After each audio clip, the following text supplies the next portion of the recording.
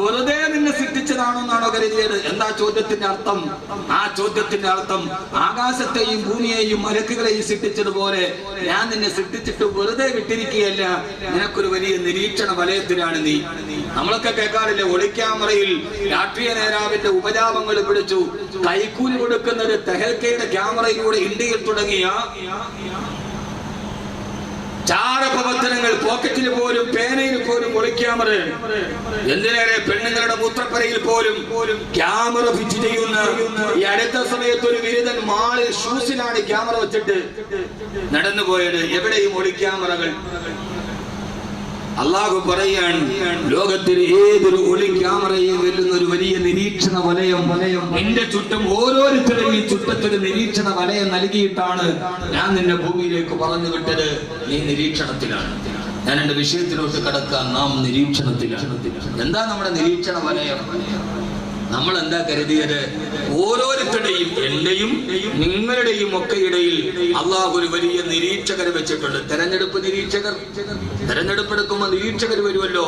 അനാശാസ്യകരമായ, അനാരോഗ്യകരമായ എന്തെങ്കിലും പ്രവണതകൾ തെരഞ്ഞെടുപ്പ് നടക്കുന്ന പ്രദേശങ്ങളിൽ ഉണ്ടോ എന്ന് കർശനമായി നിരീക്ഷിക്കുകയും ആ നിരീക്ഷണത്തിന് മേൽ നടപടിയെടുക്കുകയും ചെയ്യുന്ന തെരഞ്ഞെടുപ്പ് നിരീക്ഷകരെ പോലെ എനിക്കും നിങ്ങൾക്കും അള്ളാഹു കുറച്ച് നിരീക്ഷകരെ നൽകിയിട്ടുണ്ട്.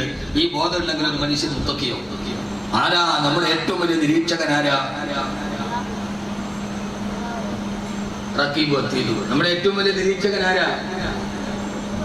നമ്മളെപ്പോഴും മാനദണ്ഡങ്ങൾ മറികടന്നിട്ട് കാര്യങ്ങൾ പറയാറുള്ളൂ. അള്ളാഹു പറയാണ്, മനുഷ്യ നിന്നെ ഞാൻ സൃഷ്ടിച്ചെന്ന് മാത്രമല്ല, നിന്റെ ആദ്യത്തെ നിരീക്ഷകൻ ആരെന്നറിയോ? അള്ളാഹു തന്നെ പറയാതെ വെറുതെ പറയുന്നതല്ല. സൂറത്തുൽ ഖാഫ് അള്ളാഹു പറയാ, വലഖദ് ഖലഖനൽ ഇൻസാന വനഅലമു മാ തുവസ്വിസു ബിഹി നഫ്സുഹു വലഖദ് ഖലഖനൽ ഇൻസാന. മനുഷ്യനെ സൃഷ്ടിച്ചത് ഞാനാ. ആകാശത്ത് വെച്ചോ ഭൂമിയിൽ വെച്ചോ കളിമണ്ണിന്റെ സത്തയിൽ നിന്ന് സൃഷ്ടിച്ചതിന് ശേഷം ഉമ്മാന്റെ ഗർഭാശയത്തിൽ നിന്ന് ഭൂമിയിലേക്ക് ജന്മം നൽകിയത് ഞാനാ. ആ ജന്മം നൽകിയതിനു ശേഷം ഈ ഭൂമിയിലൂടെ തോന്നിവാസത്തോടെ നടക്കാൻ നിന്നെ വെറുതെ വിട്ടതല്ല. പ്രിയപ്പെട്ട മനുഷ്യ, നിന്നെ ആദ്യം നിരീക്ഷിക്കുന്ന നിരീക്ഷകൻ ഞാനാ. നമ്മളെ നിരീക്ഷിക്കുന്നതിന് മുമ്പ് നമ്മളെ നിരീക്ഷിക്കുന്നതാരാ?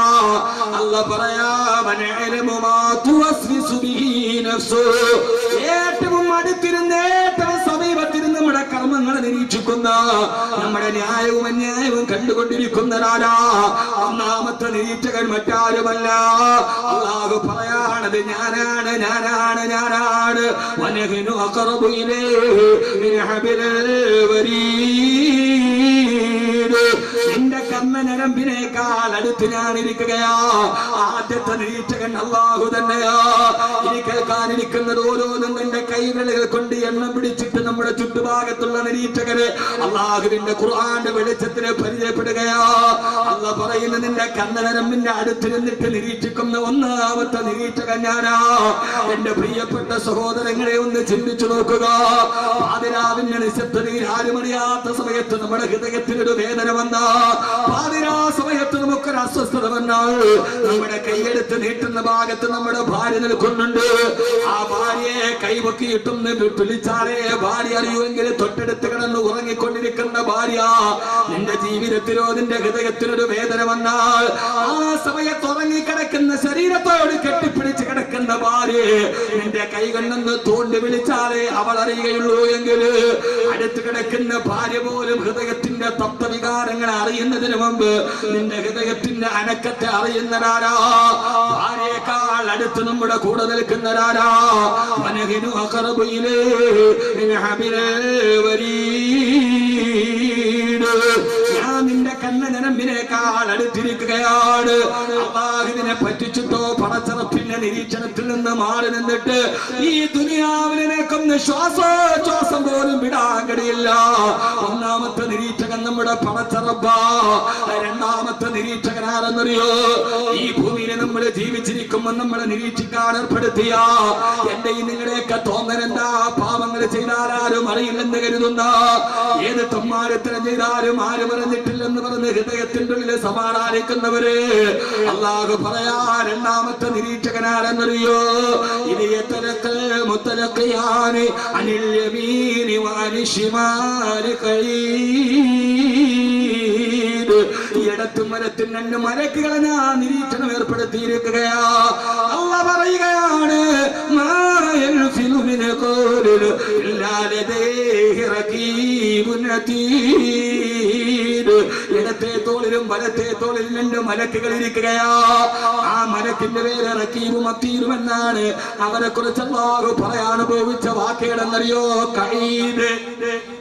ഇരിക്കുന്നവരെന്നല്ല, ചുമലിൽ ഇരിക്കുന്നവരെന്നല്ല. ഖഈദ് എന്ന് പറഞ്ഞാൽ ലപ്തപ്രതിഷ്ഠ നേടിയ രണ്ട് മലക്കുകളെ. ഇരിക്കുന്നവരാണെങ്കിൽ കുറച്ചു നേരം എഴുന്നേൽപ്പിക്കാൻ കഴിയും. അല്ലാഹ് പറയാനില്ല, ഇല്ല. ഒരു തെറ്റ് ചെയ്യാൻ സമയത്ത് റഖീബിനെയും അതീദിനെയും ഇടത്തെയും വലത്തെയും തോളിൽ നിന്ന് മാറ്റിവെക്കാൻ തീരുമാനിച്ച കഴിയാത്ത വിധം ഖഈദുൽ ലപ്തപ്രതിഷ്ഠ നേടിയ സിനിമ കാണാൻ ചങ്ങനാശ്ശേരിയിൽ തിയേറ്ററിൽ പോയാൽ ടിക്കറ്റ് എടുത്തിട്ട് 2 മണിക്കൂർ റഖീബും അതീദും വെളിയിലിരിക്കട്ടെ എന്ന് കരുതിയ മാറ്റാൻ കഴിയാത്ത, ഒരു സമയത്തും ഇളക്കി മാറ്റാൻ കഴിയാത്ത ലപ്തപരിട്ട നേടിയ രണ്ട് മലക്കുകൾ ഇടത്തും വലത്തും ഇരുന്ന് നിന്നെ നിരീക്ഷിക്കുകയാ. തീർന്നില്ല. മൂന്നാമത്തെ നിരീക്ഷകനാരെന്നറിയോ?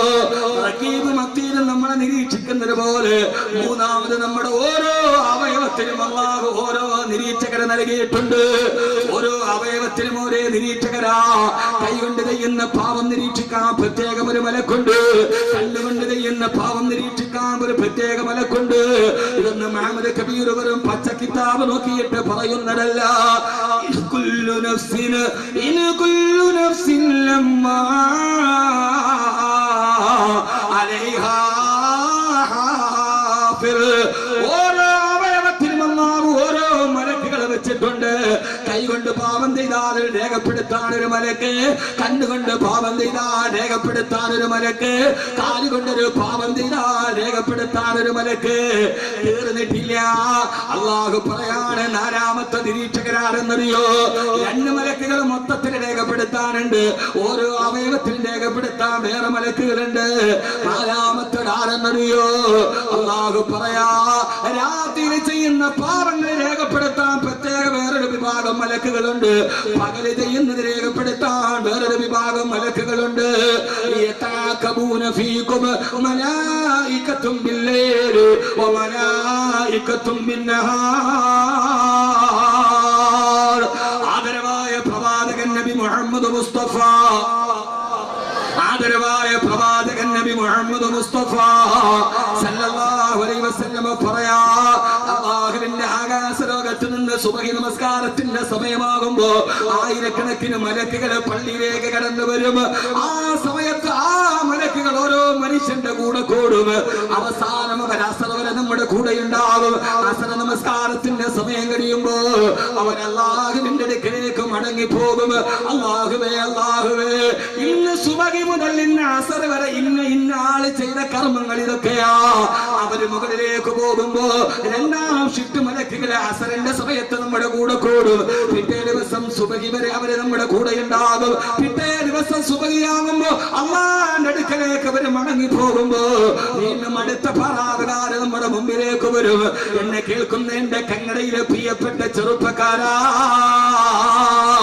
ആരൊക്കെ വിളിപ്പിച്ചിട്ട് തെറ്റ് ചെയ്തിട്ട് രക്ഷപ്പെടാമെന്നാകരുതുക. കർശനമായ നിരീക്ഷണ വലയത്തിന് 1 അല്ല 2 അല്ല 3 അല്ല 4 അല്ല. യതഅഖബൂന ഫീകും മലായികത്തും ബില്ലൈലി വമലായികത്തും ബിന്നഹാർ. രാപകലുകളുടെ മലക്കുകൾ നിന്നെ നിരീക്ഷിച്ചു കൊണ്ടിരിക്കുകയാ. ഇപ്പൊ തന്നെ 4 നിരീക്ഷകരായി. 5ാമത്തെ നിരീക്ഷകനാരെന്നറിയോ? രക്ഷപ്പെടാൻ കഴിയാത്ത വിധം ലോകത്തിലെ ഏറ്റവും വലിയ ക്യാമറ കണ്ണ് അല്ലാഹു ഇതെന്റെയും നിങ്ങളുടെയും ഉണ്ട്, ഒരാളുടെ അല്ല. അത്രയും 4 ആയില്ലേ? 5ാമത്തെ നിരീക്ഷകനാരാ? മനുഷ്യന്മാരെ. 5ാമത്തെ നിരീക്ഷകനാരാ? അല്ലാഹു പറയാണ് നിന്റെ അവയവങ്ങൾ നിന്റെ നിരീക്ഷകനാ. യൗമഇദിൻ തശ്ഹദു അലൈഹിം അൽസിനതുഹും വഅയ്ദീഹിം വഅർജുലുഹും ബിമാ കാനൂ യഅമലൂൻ. കൈകളും നിന്റെ നിന്റെ കൈകൾ, നിന്റെ കാലുകൾ, നിന്റെ കണ്ണുകൾ, നിന്റെ ചിന്തകൾ, നിന്റെ വികാരങ്ങൾ, നിന്റെ വിചാരങ്ങൾ, നിന്റെ ചേട്ടകൾ, നിന്റെ ദുശ്ചേട്ടകൾ, നിന്റെ അടക്കങ്ങൾ, നിന്റെ അനക്കങ്ങൾ എല്ലാം തിരിച്ചറിയുന്ന അല്ലാഹു പറയാണ്, നിങ്ങളെ വെറുതെ ഞാൻ കഴുതമാശക്ക് സൃഷ്ടിച്ചതല്ല. യൗമൈദിൻ അന്നേ ദിവസം, യൗമൈദിൻ അന്നേ ദിവസം ഏത് ദിവസമാ? യൗമൈദിൻ അന്നേ ദിവസം ഒരു ദിവസം വരാനില്ലേ? അതേത് ദിവസമാണത്? നിയമസഭാ തെരഞ്ഞെടുപ്പ് പ്രഖ്യാപിക്കുന്ന ദിവസമല്ല. അത് സ്ഥാനാർത്ഥിയുടെ വിജയ പ്രഖ്യാപനത്തിന്റെ വിജയാഘാതത്തിന്റെ ആരവം നടക്കുന്ന ദിവസമല്ല. യൗമൈദിൻ അന്നേ ദിവസം.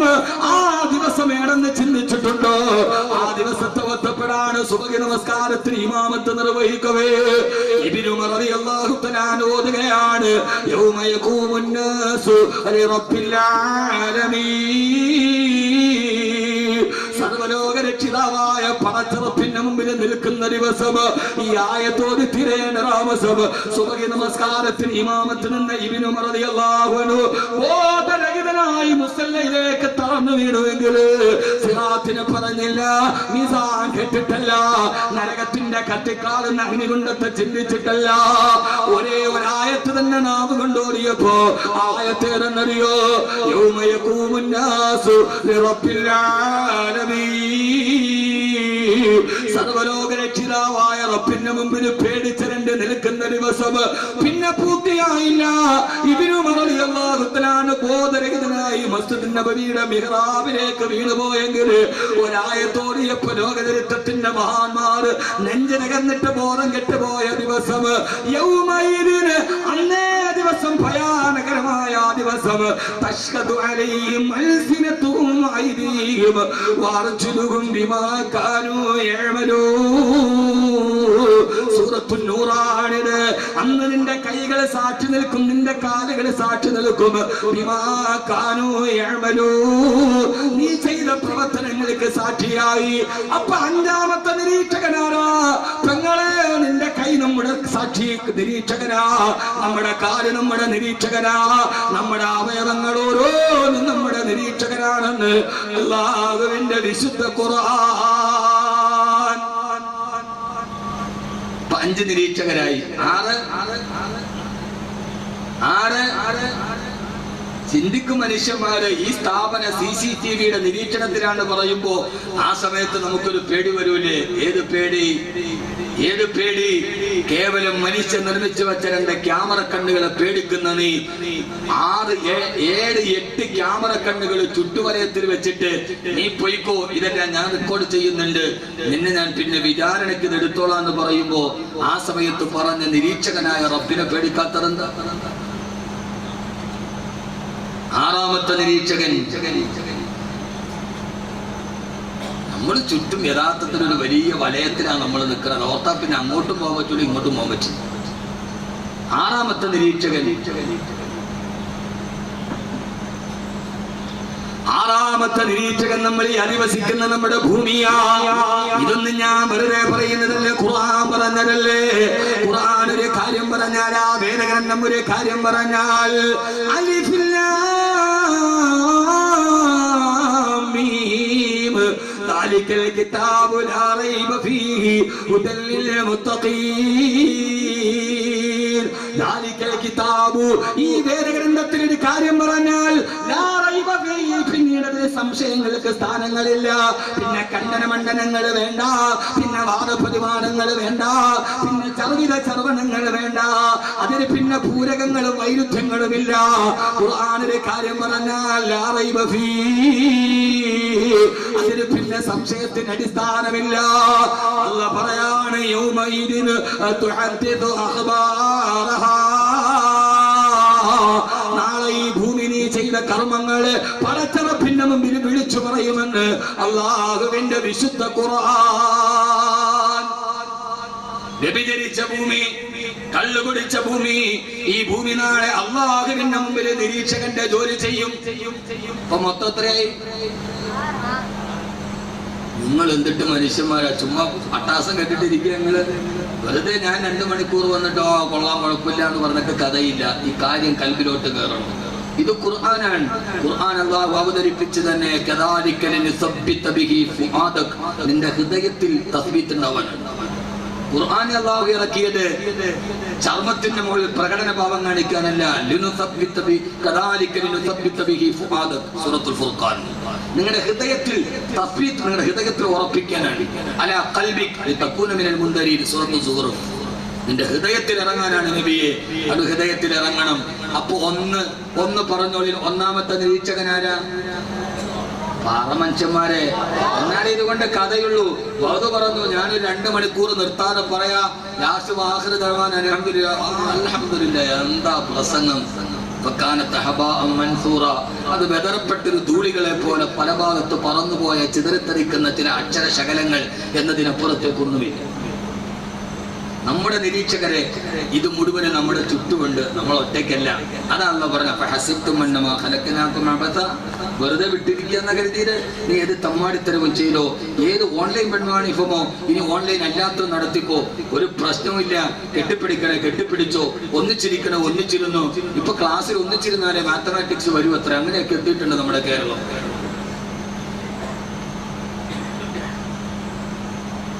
ഏതായാലും സഹോദരൻ, നമുക്ക് അതിന്റെ ഭാഗത്തേക്കൊക്കെ വരാം.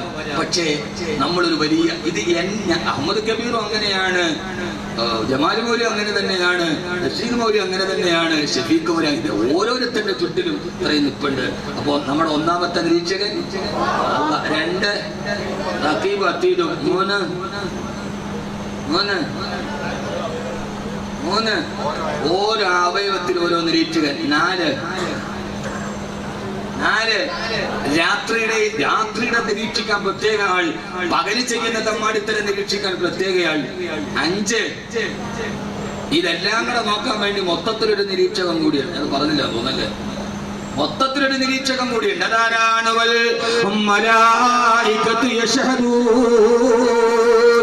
മൊത്തത്തിൽ ഇതെല്ലാം നിരീക്ഷിക്കാൻ അല്ലാഹു കോടാനുകോടി മലക്കുകളെ അല്ലാഹു നിയോഗിച്ചിട്ടുണ്ട്. അവരാണെങ്കിലോ അവർക്ക് യാതൊരുവിധ ക്ഷീണങ്ങളില്ലാതെ, പരീക്ഷീണങ്ങളില്ലാതെ, തളർച്ചയില്ലാതെ, വിളർച്ചയില്ലാതെ, ഉറക്കമില്ലാതെ, ആലസ്യമില്ലാതെ എല്ലാവരെയും മൊത്തത്തിലൊരു നിരീക്ഷകനുണ്ട്.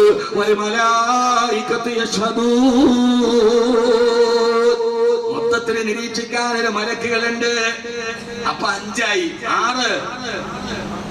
6 ഭൂമി, 7 നമ്മുടെ അവയവങ്ങൾ, നമ്മുടെ കൈയും കാലും ഒക്കെ. കൈ കൊണ്ട് ചെയ്യുന്നത് നോക്കാൻ ഒരു മലക്ക് നിരീക്ഷകനുണ്ട്, കൈ തന്നെ വേറെ നിരീക്ഷകനുണ്ട്. ഇതൊക്കെ സംസാരിക്കും.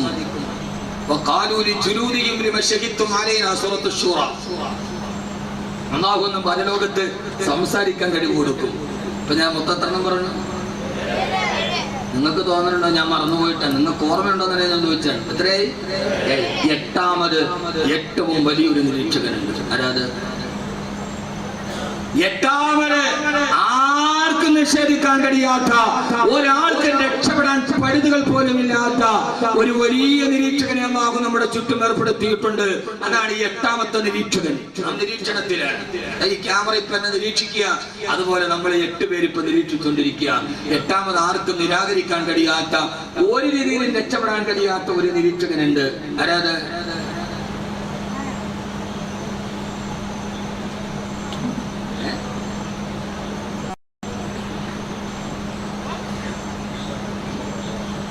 അത് മറ്റാരുമല്ല,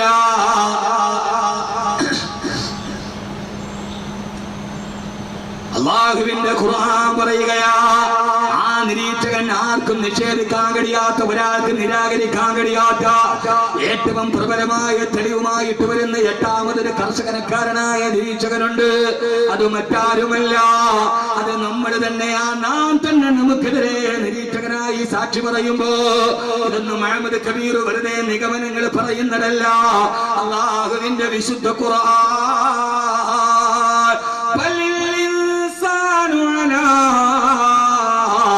നഫ്സിഹി ബസീറാ ഫൽഇൻസാനു അലാ നഫ്സിഹി ബസീറാ. ഞാൻ തമ്മാടിത്തരങ്ങൾ കുറ്റങ്ങളൊക്കെ ചെയ്തതാണ് എന്ന് പരലോകത്ത് പടച്ചറപ്പിന് മുമ്പിൽ അവനവൻ തന്നെ നിരീക്ഷകനായി സമ്മതപത്രം കൊടുക്കുമ്പോ എനിക്ക് നിങ്ങളോട് പറയാനുള്ളത്, നാളെ പടച്ചറപ്പിന്റെ പരലോകത്ത് നിന്നിട്ട് നമ്മുടെ ജീവിതത്തിന്റെ കർമ്മപദങ്ങൾ ഒത്ത് വ്യസനിക്കുന്നതിന് നല്ലത് ഈ ദുനിയാവിൽ വെച്ച് തന്നെ അല്ലാഹുവേ വലിയൊരു നിരീക്ഷണ വലയത്തിലാണ് നീ എന്നെ പറഞ്ഞു വിട്ടിരിക്കുന്നത്. ഞാനൊന്ന് മിണ്ടിയാൽ, ഞാനൊന്ന് ചെയ്താൽ, ഞാനൊന്ന് ചലിച്ചാൽ അതേ സമയത്ത് റെക്കോർഡാകുന്ന ഒരു വലിയ സാക്ഷി വലയത്തിലാണ് ഞാൻ. അതുകൊണ്ട് എന്റെ റബ്ബിന് വേണ്ടി ജീവിക്കാൻ, എന്റെ പടച്ചറപ്പിന്റെ തൃപ്തിക്ക് വേണ്ടി ജീവിക്കാൻ നാളെ പടച്ചറപ്പിന്റെ പരലോകത്തിന്റെ മുമ്പിലെത്തുമ്പോ ആ പരലോകത്തിലെ നിരീക്ഷകരെ കൊണ്ട് ഏറ്റവും നല്ലത് പറയിപ്പിക്കാൻ കഴിയുന്ന ഒരു നല്ല ജീവിതം എനിക്ക് നൽകണയല്ല എന്ന ബോധത്തോടെ നമ്മുടെ ജീവിതത്തിന്റെ ഭ്രമം സംഭവിച്ചു പോയ പാദങ്ങൾക്ക് മാറ്റം വരുത്തി പടച്ചറപ്പിലേക്ക് മടങ്ങാൻ കഴിയല, ആഖിറത്തിലേക്ക് മടങ്ങാൻ കഴിയല. ഏറ്റവും നല്ല ബുദ്ധിമാനെന്ന് ഹബീബായ നബി മുഹമ്മദ് മുസ്തഫ സല്ലല്ലാഹു അലൈഹി വസല്ലമ അല്ലാഹു നമുക്കതിനെ തൗഫീഖ് നൽകുമാറാകട്ടെ. അതുകൊണ്ട് എന്ത് ചെയ്യണം? ഈ ഇത്രയും വലിയ നിരീക്ഷകരുടെ നടുവിലിരിക്കുമ്പോ ഈ നിരീക്ഷകരെല്ലാം രേഖപ്പെടുത്തുന്നുണ്ട്. നാളെ അല്ലാഹു CCTV റെക്കോർഡ് ചെയ്തിട്ട് പ്രതിയെ പിടിച്ചിട്ട് റിവൈൻഡ് ചെയ്ത് കാണിക്കും, നീ തന്നെ ചെയ്തതല്ലേ ഇതെന്ന് ചോദിക്കുമ്പോ പിന്നെ നിഷേധിക്കാൻ കഴിയില്ലല്ലോ. അതുകൊണ്ട് ഏറ്റവും നല്ലതെന്താ? നമ്മുടെ ജീവിതത്തെ പരലോകത്തിന്റെ നിൽപ്പാണ് വലുത് എന്ന് കരുതി ഈ ദുനിയാവിലെ നിരീക്ഷകരെ കൊണ്ട് നല്ലത് എഴുതിപ്പിക്കാൻ വേണ്ടി ശ്രമിക്കും. അല്ലാഹു തൗഫീഖ് നൽകട്ടെ. ഒന്ന് ആമീൻ പറ മനുഷ്യന്മാരെ. അവനെ കൊണ്ട് നല്ലത് എഴുതിപ്പിക്കാൻ അല്ലാഹു തൗഫീഖ് തരട്ടെ എന്നുള്ള തൗഫീഖിന് വേണ്ടി ഒരു ആമീൻ നമ്മൾ പറയണ്ടേ, അല്ലാതെ നടക്കൂലല്ലോ. അതുകൊണ്ട് എന്റെ പ്രിയപ്പെട്ട സഹോദരങ്ങളെ, നമ്മളെ സംബന്ധിച്ചോളം ഏറ്റവും പ്രധാനപ്പെട്ടത് ആഖിറമാണ്, ദുനിയാവല്ല. ദുനിയാവ് വളരെ മോശമാണ് എന്നറിയാത്ത ആരാളുള്ളത്? ആരെങ്കിലും ഉണ്ടോ? ഈ ദുനിയാവ് നശ്വരമാണ് എന്നറിയാത്ത വിവരം എല്ലാവർക്കുമുണ്ട്, ബോധമാണ് കുറവ്. വിവരം വേറെ, ബോധം വേറെ. അറിവെല്ലാവർക്കുണ്ട്, അറിവില്ലാത്ത ആരാ ഉള്ളത്? അറിവെല്ലാവർക്കുണ്ട്, ബോധമില്ല. അല്ലാഹു ബോധം തരട്ടെ. അറിവ് വേറെ, ബോധം വേറെ. അറിവെന്താ? ഇപ്പൊ ഇവിടെ നടന്നു പോണ നാരായണേട്ടനോട് നിങ്ങൾ ചോദിക്ക്, നാരായണേട്ടന്റെ മകൻ അപകടത്തിൽ മരിച്ചു, ദുഃഖിതനായി പോകുന്ന നാരായണേട്ടനോട് നിങ്ങൾ ചോദിച്ചാൽ നാരായണേട്ടൻ പറയും ഈ ദുനിയാവ് വളരെ മോശമാണ് എന്ന്. നാരായണേട്ടൻ പറയില്ലേ? നാരായണേട്ടന് അതിനുള്ള അറിവ് ഇല്ലാഞ്ഞിട്ടാണോ? അല്ലല്ലോ. പിന്നെ നാരായണേട്ടൻ അല്ലാഹുവിനെ വിശ്വസിക്കാത്തത് ബോധമില്ലാത്തത്. അറിവ് ആർക്കും കിട്ടാം, പക്ഷെ ബോധം എല്ലാവർക്കും കിട്ടൂല. ഒരു വലിയ ബോധമുണ്ട്. ആ ബോധമുണ്ടായാൽ നമ്മൾ രക്ഷപ്പെട്ടു. ഇൻഷാ അല്ലാഹ് ഞാൻ പറയാം. ഖുർആൻ നമ്മളോട് അടിക്കടി അല്ലാഹ് തന്നെ പറഞ്ഞൊരു ബോധമുണ്ട്. ആ ബോധം ഉണ്ടെങ്കിൽ നമ്മളൊക്കെ നന്നാവും. അത് അറിവിലൂടെ കിട്ടണമെന്നില്ല. നാരായണേട്ടന് അറിവുണ്ട്, പക്ഷെ ബോധമില്ല. എന്നാ വലിയ ആര്യമാണ്, ഇത്രയും താടിയുണ്ട്, ഇത്രയും തലപ്പാവുണ്ട്, ഇത്രയും ചുപ്പായുണ്ട്. അദ്ദേഹത്തിനും അറിവുണ്ടാവാം, ചിലപ്പോ ബോധം ഉണ്ടാവണമെന്നില്ല. വേഷത്തിന് മംഗലാപുരത്ത് 200 കിലോ സ്വർണം ബാങ്കിൽ കൊള്ളയടിച്ചു. ഒന്നാം പ്രതിയെ പിടിച്ചപ്പോ അവന് നല്ല താടിയുണ്ട്, നിക്കാന തലമുണ്ട്, തൊപ്പിയുണ്ട്. ആർക്ക്? ഒന്നാം പ്രതി. 200 കിലോ സ്വർണ്ണമാണ് ചുമര് തുറന്നിട്ടെടുത്തത്. അറസ്റ്റ് ചെയ്ത DYSP ചോദിച്ചടാ പഹയ, 200 കിലോ സ്വർണം നീ രാത്രിയിൽ മോട്ടിച്ച് കൊള്ളയടിച്ചിട്ട് നിന്റെ ശരീരത്തിൽ ഒരു പവന്റെ സ്വർണം പോലും ഇല്ലല്ലോ, ഒരു 10 പവന്റെ മാല എന്നാ നിന്റെ കഴുത്തിൽ കാണണ്ടേ? അമ്മൻ അത് പറ്റൂല, അത് നമ്മുടെ മതത്തിൽ ഹറാമാണ്.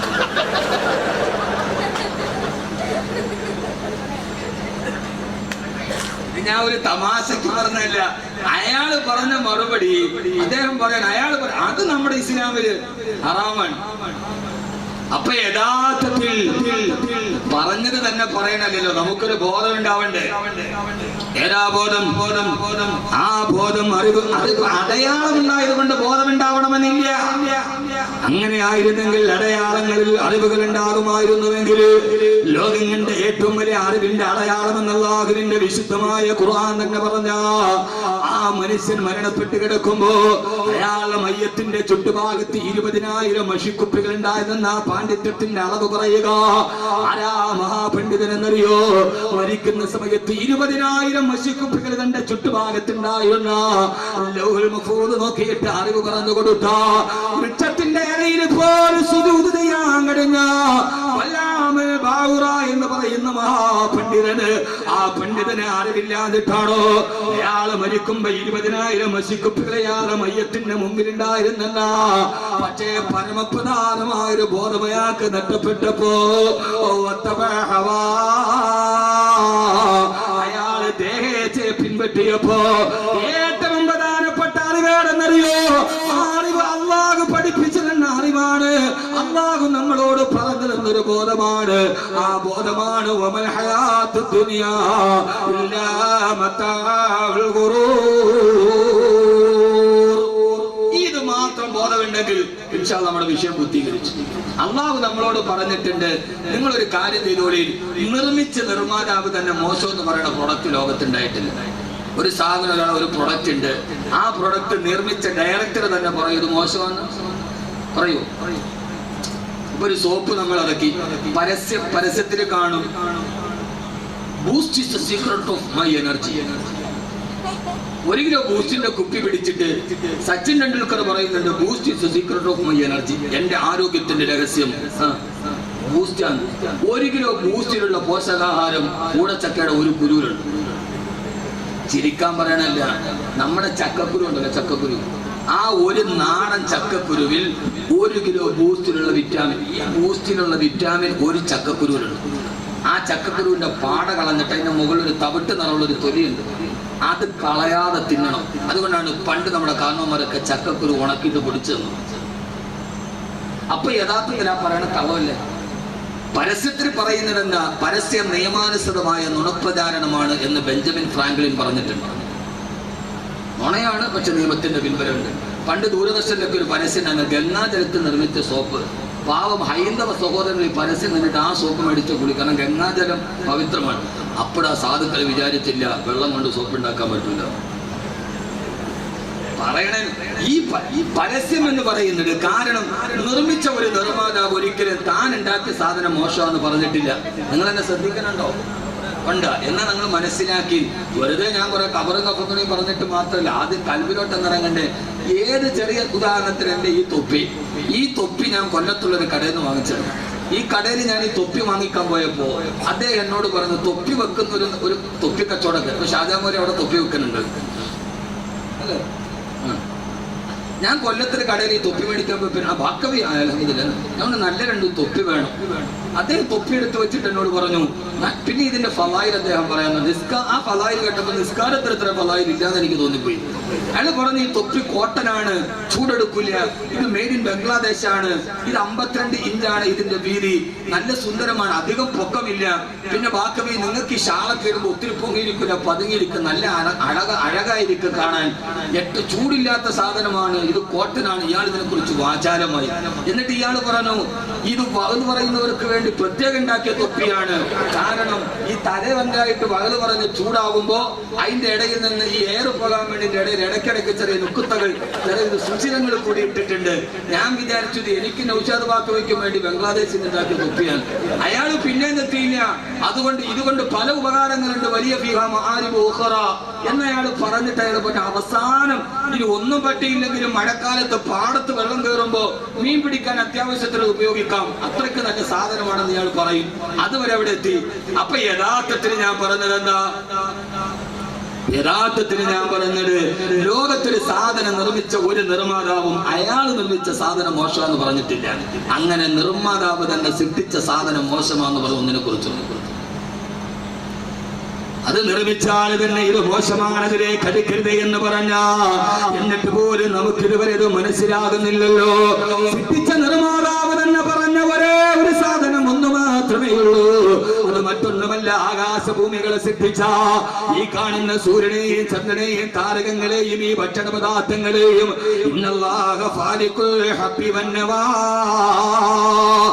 ഈ കാണുന്ന മൃതഭൂമിയിൽ നിന്ന് സസ്യങ്ങളെ ഉൽപ്പാദിപ്പിച്ച് അതിന് ധാന്യമണികളിൽ നിന്ന് ഭക്ഷണം പോലും നമുക്ക് ഒരുക്കി തന്നിട്ട് നയനമനോഹരമായ ദുനിയാവിനെ നിർമ്മിച്ച നിർമ്മാതാവായ അല്ലാഹ് തന്നെ പറയാ, ഈ ദുനിയാവ് കാണാൻ വളരെ മനോഹരമാ, പക്ഷേ വമൽ ഹയാത്തു ദുനിയാ ഇല്ലാ മതാഉൽ ഗുറൂർ.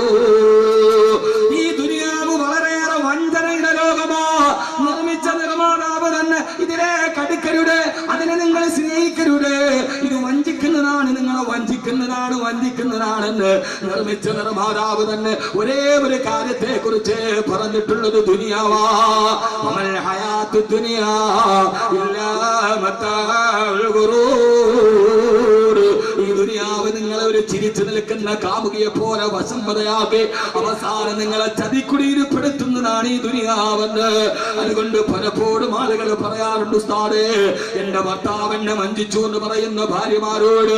ഭാര്യമാര് പറയുന്ന ഭർത്താവ് വഞ്ചിച്ചു, ഭർത്താവ് പറയുന്നു ഭാര്യ വഞ്ചിച്ചു, മാതാപിതാക്കൾ പറയുന്ന കട്ടപ്പെട്ട് വളർത്തിയിട്ട് എന്റെ മക്കൾ എന്നെ ചതിച്ചു ഉസ്താദേ എന്ന് എത്രയോ ആളുകൾ പറയുന്നുണ്ട്.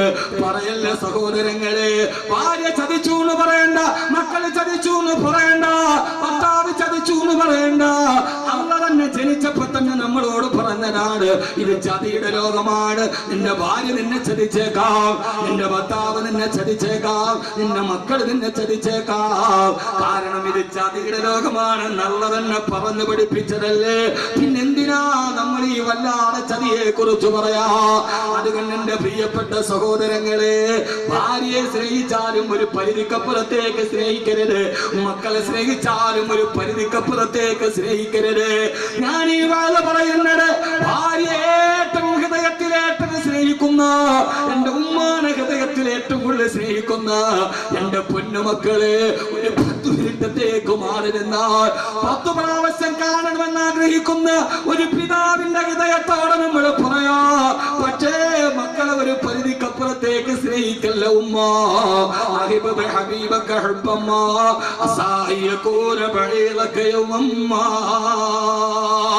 ഒരാളെയും പരിധി വിട്ട് സ്നേഹിക്കരുടേ.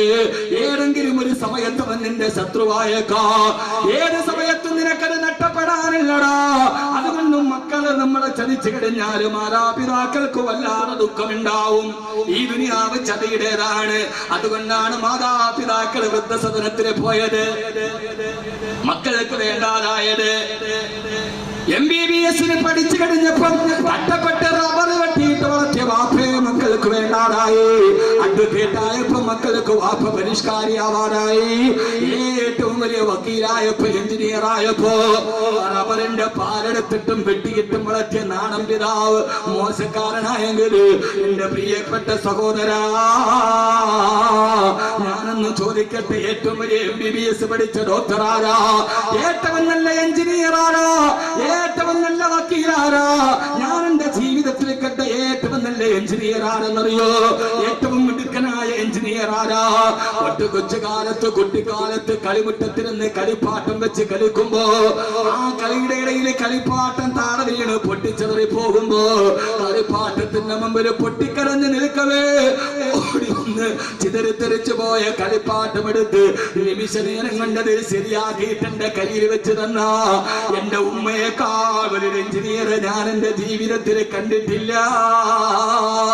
കളിമുറ്റത്ത് പൊട്ടിത്തകർന്ന് കിടന്ന് കളിപ്പാട്ടമെടുത്ത് നിമിഷ നേരം കൊണ്ട് ശരിയാക്കി തന്ന ഉമ്മയെക്കാൾ വലിയൊരു എഞ്ചിനീയറിനെ ലോകത്തിൽ ഞാൻ കണ്ടിട്ടില്ല.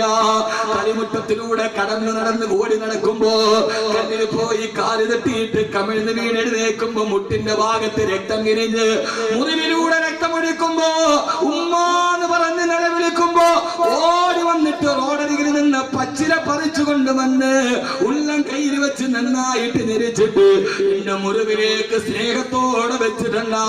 എന്റെ ഉമ്മയെക്കാൾ വലിയൊരു ഡോക്ടറെ ഞാൻ ജീവിതത്തിൽ കണ്ടിട്ടില്ല.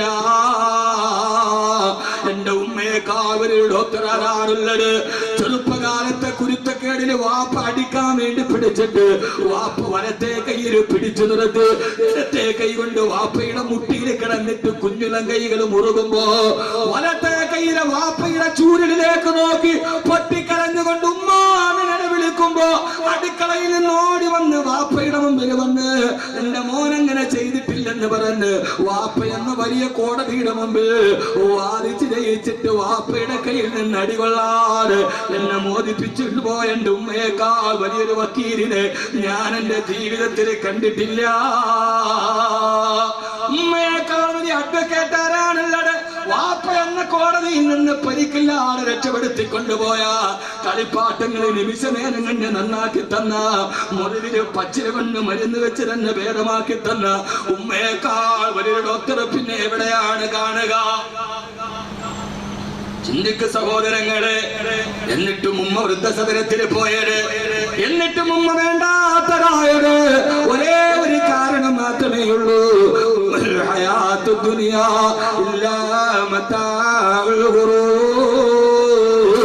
ഈ ദുനിയാവ് ചതി വെട്ടുന്ന ലോകമാണ്. അതുകൊണ്ട് ഈ ദുനിയാവിലെ ചതിയിൽ നിങ്ങൾ പെട്ടുപോകരുത്.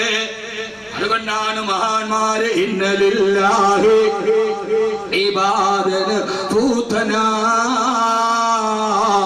തലഖു ദുനിയാ വഖാഫുൽ ഫീതനാ. മഹാന്മാരായ ആളുകളുമിടും അവര് ദുനിയാവിനെ തരാക്കുതല്ലേ. കാരണം അവർക്കറിയാം ഇത് ചതി വെട്ടുന്ന ലോകമാണ്. അല്ലാഹു ചതിയിൽ നിന്ന് കാക്കട്ടെ. ഉമ്മ പോയതിനും വാപ്പ പോയതിനും ഭാര്യ ഉപേക്ഷിച്ചിട്ട് പോയതിനും ഭർത്താവ് വഞ്ചിച്ചതിനും ഒറ്റ കാരണമേ ഉള്ളൂ. അത് സൗന്ദര്യം കുറഞ്ഞതോ രോഗം വന്നതോ ഒന്നുമല്ല. പരമപ്രധാനമായ കാരണം മമൽ ഹയാത്തു ദുനിയാ ഇല്ലാ മതാഉൽ ഗുറൂർ എന്നുള്ളതാണ്. ഇത് ചതിയുടെ ലോകമാണ്. ഇവിടെ ആരും പരസ്പരം ചതിക്കും. അള്ളാഹു ആ ചതിയിൽ പെടാതിരിക്കാൻ അള്ളാഹു തൗഫീഖ് നൽകും. ഇവിടെ മനുഷ്യന്മാരെ, ഇവിടെ ഭാര്യ ചതിക്കും, ഭർത്താവ് ചതിക്കും, മക്കൾ ചതിക്കും, ഇബ്ലീസും ചതിക്കും. അതുകൊണ്ട് നമ്മുടെ ഇനിയുള്ള ജോലി എന്താ? ഈ ചതിയിൽ പെടാതിരിക്കുക. ആ ചതിയിൽ പെടാതിരിക്കണമെങ്കിൽ എന്ത് ചെയ്യണം? ഇൻഷാ അല്ലാഹ് ഞാൻ പറഞ്ഞുതരാം. അള്ളാഹു എനിക്കും നിങ്ങൾക്കും അള്ളാഹു ബസീറത്ത് നൽകട്ടെ. സദസ്സ് പുറത്തോട് ഉഷാറാവാനുണ്ട്. ഞാൻ ഒരു നാടൻ വർത്താനവും പറയാത്ത ഉള്ള സമയത്ത് വിഷയം പറയാമെന്ന് വിചാരിച്ചിട്ടാണ്. അല്ല, നാടൻ വർത്താനം പറയാൻ നിർത്തിയത് കൊണ്ടല്ല. അള്ളാഹു നമുക്ക് ബസീറത്ത് തരട്ടെ. അള്ളാഹു നമുക്ക് ബസീറത്ത് തരട്ടെ. എന്റെ പ്രിയപ്പെട്ട സഹോദരങ്ങളെ, അപ്പൊ ഈ ദുനിയാവിന്റെ ചതിയിൽ പെടാതിരിക്കുക. ഇവിടെ ഈ ഇബ്ലീസ് ചതിക്കും. നമ്മൾ ഭയങ്കരമായിട്ട് ആരെയും സ്നേഹിക്കരുത്, കൂടുതൽ സ്നേഹിക്കരുത്. ഞാൻ ഇപ്പൊ അങ്ങനെയൊക്കെ ചിന്തിക്കുക. മക്കളെ ഒന്ന് പരിധിക്കപ്പുറത്തേക്ക് സ്നേഹിക്കരുത്. കാരണം തിരിച്ചെന്തെങ്കിലും കിട്ടിയാൽ ആ സമയത്ത് നമ്മുടെ മനസ്സിന് പിടിച്ചെടുക്കാൻ കഴിയാതെ. ഇത് ഏത് സമയത്തും ഇവരിൽ നിന്നൊരു ചതി എനിക്ക് കിട്ടാം എന്ന ഒരു മുൻവിധിയോടുകൂടി മാത്രമേ അവരെ സ്നേഹിക്കാവൂ. അന്ധമായി സ്നേഹിക്കരുത്. ഭാര്യയാണെങ്കിലും ഭർത്താവട്ടെ, ഇച്ചിരി അകലം നല്ലതാണ്. സ്നേഹത്തിനല്ല, മനസ്സിൽ. പിന്നെ അതിന്റെ പേര് നാളെ ഇനി വാതിലടത്ത് കുട്ടിയിടുന്നു. അള്ളാഹു നമുക്ക് ബോധം തരട്ടെ.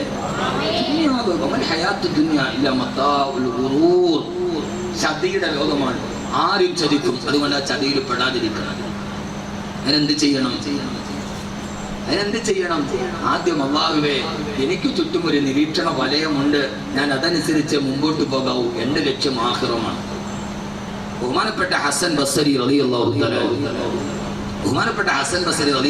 അൻഹുവിന്റെ അടുക്കൽ വന്ന് ഒരു യുവാവ് പറഞ്ഞു, മഹാനവറുകളെ, തെറ്റ് ചെയ്യരുത് എന്ന് വലിയ ആഗ്രഹമുണ്ട്, എന്നാലും അറിയാതെ തെറ്റ് ചെയ്തു പോവുകയാ. എന്താ ചെയ്യുന്നത്?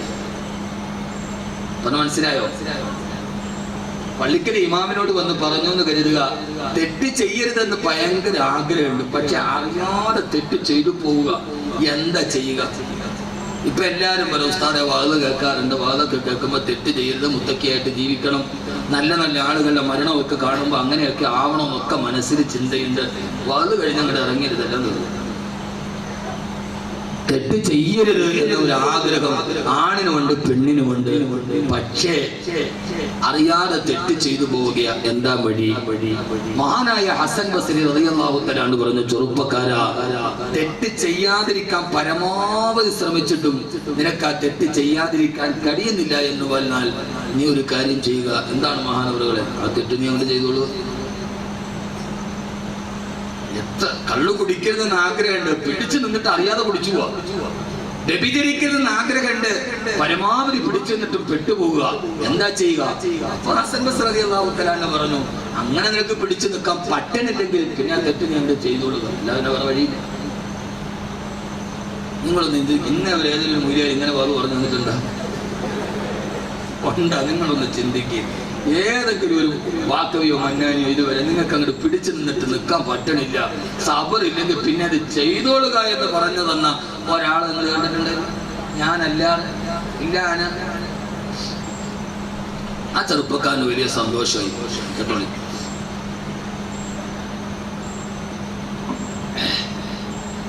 ഇത് നിങ്ങൾക്ക് വേണ്ടി മാത്രമല്ല, എനിക്കും കൂടിയാണ് ഞാൻ പറയുന്നത്.